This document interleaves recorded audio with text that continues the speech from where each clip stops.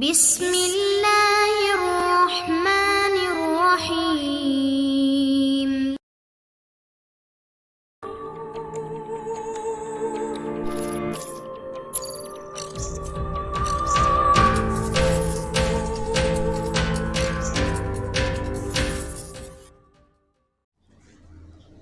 السلام علیکم دوستو، جاسوسی دنیا کرنل فریدی ناول بائی ابن صفی۔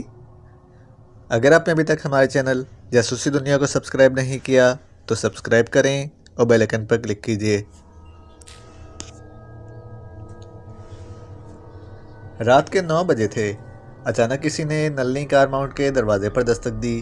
وہ ابھی سوئی نہیں تھی۔ اٹھ کر دروازہ کھولا۔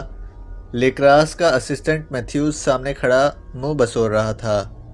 آپ اس وقت مسٹر میتھیوز؟ نلنی کے لہجے میں حیرت تھی۔ میں معافی چاہتا ہوں مس، لیکن اندر آ جائیے، وقت کم ہے۔ وہ کمرے میں داخل ہوتا ہوا بولا، جو کچھ بھی ہے بہت تھوڑے میں کہنا ہے۔ آپ کے نئے دوست ایڈلفی سے نکالے جا رہے ہیں۔ اگر آپ وقت پر نہ پہنچی تو در بدر ہوتے پھریں گے۔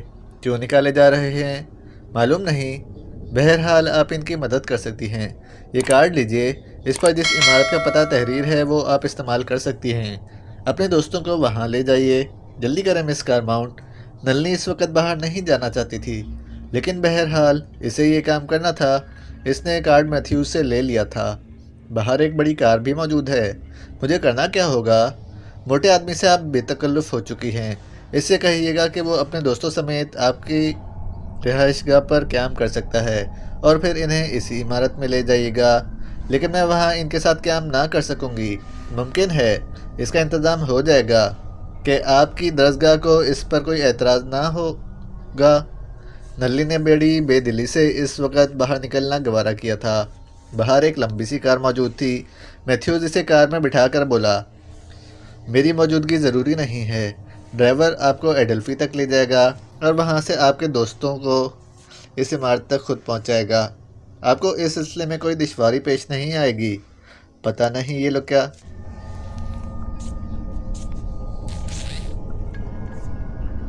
چاہتے ہیں، لیکن اب تو اس کے علاوہ کوئی چارہ نہیں تھا کہ خود یہ سب کچھ برداشت کرتی۔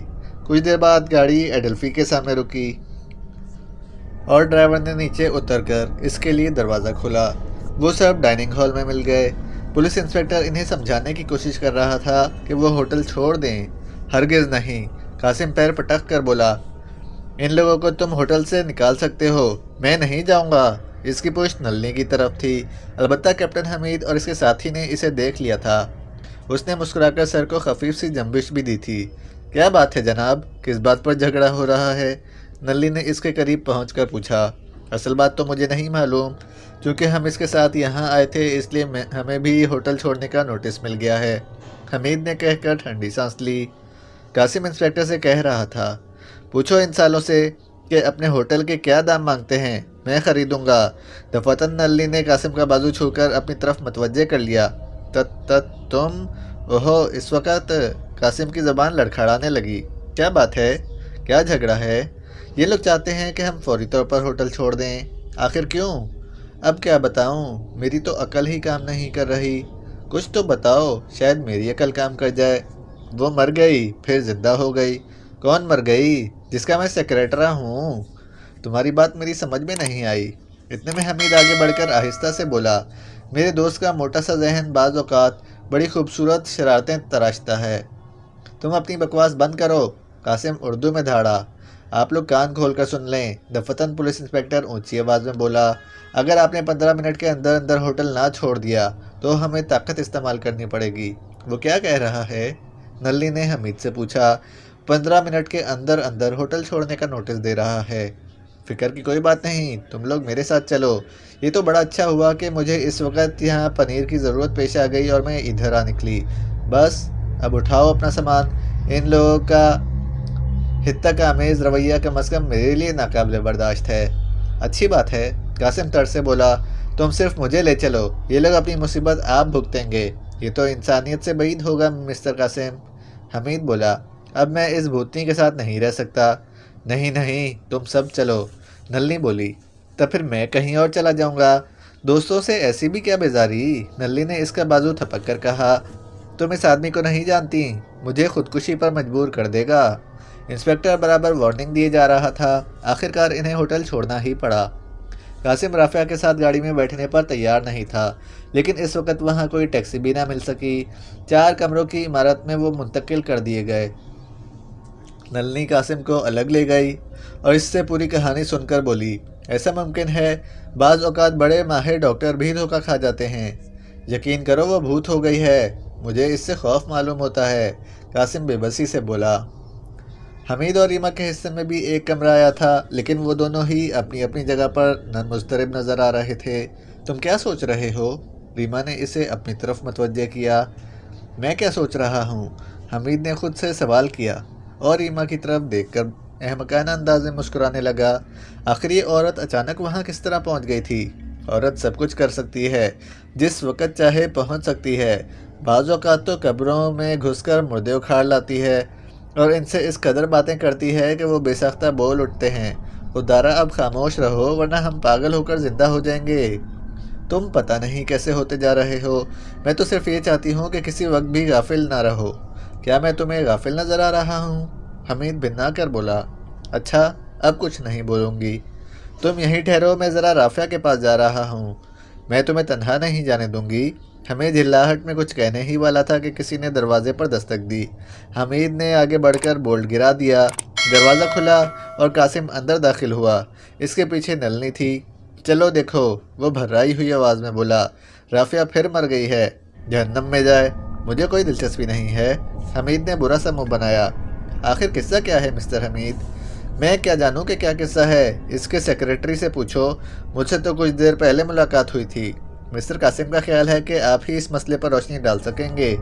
مسٹر قاسم بھی مر چکے ہیں، لہٰذا ان کے کہنے کی کوئی سند نہیں۔ ہمیں تم خود مر گئے ہوگے، بلکہ خدا کرے مر جاؤ۔ قاسم اردو میں دھاڑا۔ تم سمجھ ہی نہیں سکتے اس بات کو، مجھے بے حد افسوس ہے۔ حمید نے ڈھیلے ڈھالے غمگین لہجے میں کہا۔ کہنا کیا چاہتے ہو؟ یہی کہ تمہارے کفن دفن کا انتظام بھی ساتھ ہی ہو جانا چاہیے۔ ایک بار مر کر تو زندہ ہونے کا مطلب یہی تھا کہ دوسری دنیا میں بھی سیکریٹری کو ساتھ ہی رکھنا چاہتی ہے۔ بہرحال تمہاری موت کا انتظام کر کے وہ پھر مر گئی۔ ہمیں خدا کی قسم، قاسم نے خوفزدہ لہجے میں احتجاج کیا۔ اگر زندگی عزیز ہے تو اس لڑکی کو میرے پاس چھوڑ کر باہر چلے جاؤ۔ یہ ناممکن ہے۔ تو پھر جہنم میں جاؤ، میں کچھ نہیں کر سکتا۔ دیکھو، زندگی عزیز ہے یا لڑکی؟ جج زندگی۔ قاسم دروازے کی طرف مڑا ہی تھا کہ نلنی تیزی سے باہر نکل گئی۔ حمید ہنس پڑا، لیکن اس کی ہنسی بڑی زہریلی تھی۔ اس کے باہر نکل جانے پر قاسم حمید کی طرف مڑ کر بے بسی سے جلدی پلکیں جھپکانے لگا۔ حمید نلنی کے قدموں کی دور ہی ہوتی آوازیں سن رہا تھا۔ حمید نے ریما سے کہا، وہ اردو سمجھتی ہے؟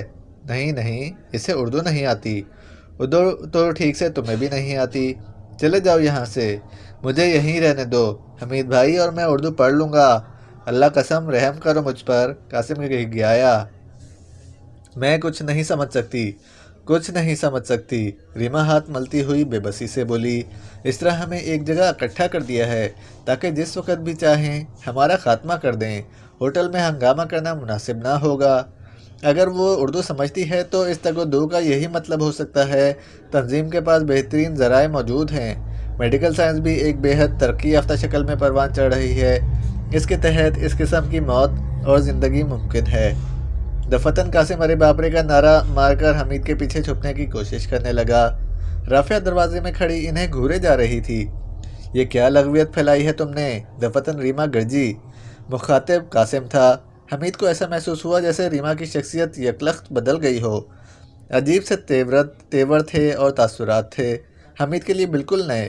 اس نے دیکھا کہ قاسم اب رافعہ کی بجائے ریما کو سہمی ہوئی نگاہوں سے دیکھا جا رہا ہے۔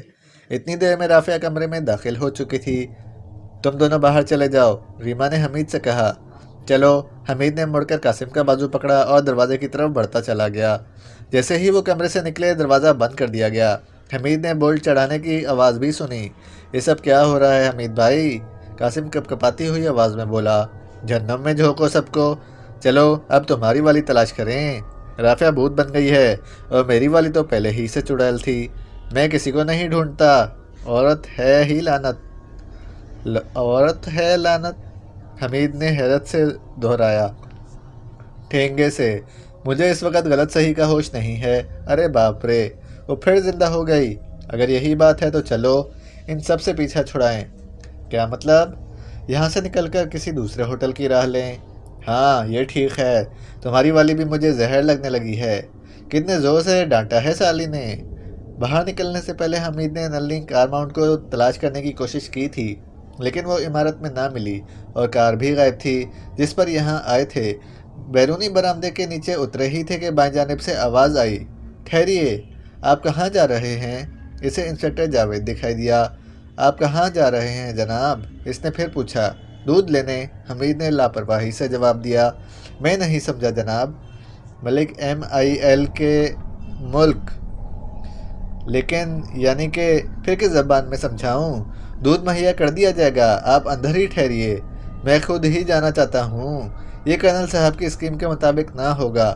دفتن حمید نے ایک جچا تلا ہاتھ اس کی کنپٹی پر رسید کر دیا۔ وہ چکرا کر گرا اور پھر نہ اٹھ سکا۔ اب حمید قاسم کا ہاتھ پکڑے تیزی سے آگے بڑھا چلا جا رہا تھا۔ اچانک قاسم نے ٹھوکر کھائی اور حمید کو اپنے ساتھ لیتا ہوا ڈھیر ہو گیا۔ ارے مردود، حمید کی زبان سے بے ساختہ نکلا۔ کیا کروں، سالی زندگی اجیرن ہو گئی ہے۔ اللہ میاں نے اتنا بڑا ڈیل ڈول دیا تو لونڈیوں کے چکر میں نہ ڈالا ہوتا۔ خاموش رہو، کفر نہ بکو بےہودے۔ اللہ میاں نے تمہیں، ابا میاں نے لونڈیوں کے چکر میں ڈالا ہے؟ تمہارے ابا میاں نے تمہارے کو لونڈیوں کے چکر میں ڈالا ہے؟ حمید اٹھتا ہوا بولا۔ قاسم بھی کسی نہ کسی طرح اٹھ بیٹھا تھا۔ لیکن ہم جائیں گے کہاں؟ اس نے ہانپتے ہوئے پوچھا۔ حمید کچھ کہنے ہی والا تھا کہ دفتن اسے ایسا محسوس ہوا جیسے کسی نے ٹھنڈا پانی اس کے اوپر پھینک دیا ہو۔ پھر چہرے کی وہ ٹھنڈک اس کے رگ و پے میں سرایت کرتی چلی گئی۔ برف، برف، سڑتا پا برف۔ اعصاب شل ہو کر رہ گئے اور پھر اسے ہوش نہیں کہ کیا ہوا۔